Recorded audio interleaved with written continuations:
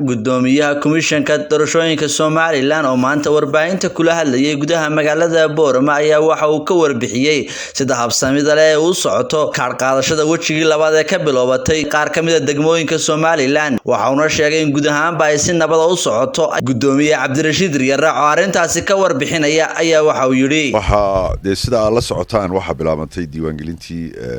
29 bisha oo ka bilaabantay gobolka Awdal iyo saddex degmo oo Maroodijeex kamid ah marka waajib weeyday in la soo kormeero la eego hawsh marba halka ka socoto ayaan culayska saarayay miisaanka marka gobolkan commissioner ku qornaa gudoomiye ku xigeenkii kamid yahay aniguna kormeer ma ku yimi iyo inaan meelaha fog ee buuraha iyo tuulooyinka iyo dhulka maaragtay yara durugsan aan maanta maro because iyagu maanta waxay si xoog leh busy ugu yihiin ama ku mashquulsan yihiin magaalada gudaheeda iyo goobaheeda marka alxamdulillah si wanaagsan oo qurux badan oo ilaahay loogu mahadnaqo inoogu socotaa diiwaangelintu halkaas aan insha Allah ka sii socon doontaa muddadii loo asteeyay marka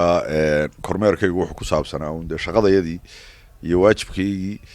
iyo diiwaangelinta inaan la socono sida ay gobolba uga socoto iyo wixii dib u dhac ku keenaya inaan maaragtay ka gaashaamano sida ogtihiin waxa jira ciidan gawaadhi wata oo iyagana la yiraahdo TOT la yiraahdo ama farsamo yaqaan ah oo wareegaya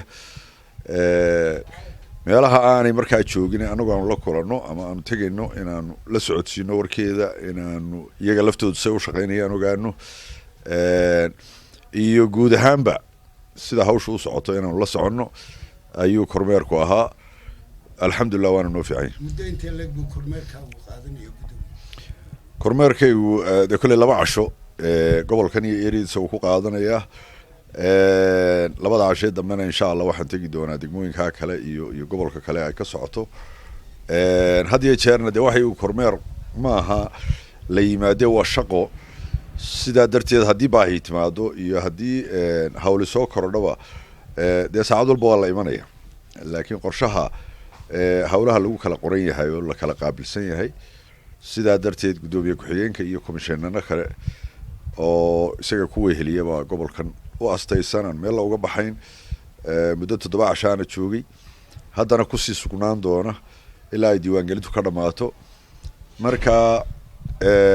waqti cadadan runtii oo malaha laakiin marba waa sida hawshu u muuqato iyo sida baahidu u timaado waa Shucayb Maxamed kan shacbiga television-ka caalamiga ee bulsho magaalada Boorama.